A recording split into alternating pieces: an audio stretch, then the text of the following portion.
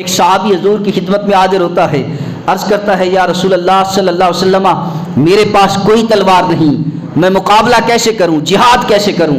میرے آقا علیہ الصلوۃ والسلام نے فرمایا کہ کھجور کی ایک شاخ کو تلاش کرو۔ کھجور کی ایک شاخ وہ صحابی تلاش کر کے حضور کی خدمت میں لے آئے۔ میرے آقا علیہ الصلوۃ والسلام نے اس شاخ پر، چھڑی پر میرے آقا نے اپنا ہاتھ پھیرا، ہاتھ پھیر کر میرے آقا نے فرمایا جاؤ اس سے جہاد کرو، جاؤ اسی شاخ کے ساتھ جہاد کرو۔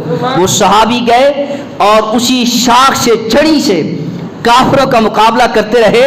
جیسے چھڑی اوپر اٹھاتے کافر کا سر قلم کرنے کے لیے، وہ شاخ تھی، وہ چھڑی تھی، جیسے ہی وہ چلاتے کافر کا سر قلم ہو جاتا۔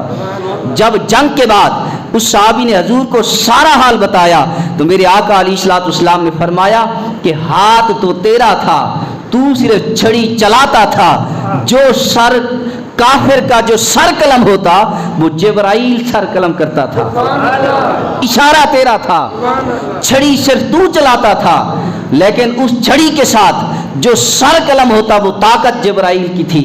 اللہ اکبر۔ اسی طرح حضرت عکاشہ صحابی رسول ہیں، مشہور و معروف صحابی ہیں۔ حضرت عکاشہ رضی اللہ تعالیٰ عنہ آقا علیہ الصلوۃ والسلام کی خدمت میں حاضر ہوتے ہیں۔ جنگ لڑتے لڑتے حضرت عکاشہ کی جو تلوار تھی وہ ٹوٹ گئی، دو حصے ہو گئی۔ آقا علیہ الصلوۃ والسلام کی خدمت میں اسی دوران حاضر ہوتے ہیں، عرض کرتے ہیں یا رسول اللہ صلی اللہ علیہ وسلم جنگ لڑتے لڑتے کافروں کو قتل کرتے کرتے میری تلوار ٹوٹ گئی ہے، یہ دو حصے ہو گئی، ٹوٹ گئی میری تلوار، یا رسول اللہ کرم فرمائیں اب کیسے جہاد کروں؟ میرے آقا نے فرمایا کوئی شاخ تلاش کرو، کھجور کی کوئی چھڑی تلاش کرو۔ حضرت عکاشہ کوئی شاخ تلاش کر کے جب حضور کی خدمت میں لے آئے تو میرے آقا نے اس شاخ پر ہاتھ پھیر کر فرمایا عکاشہ جاؤ اس سے جہاد کرو۔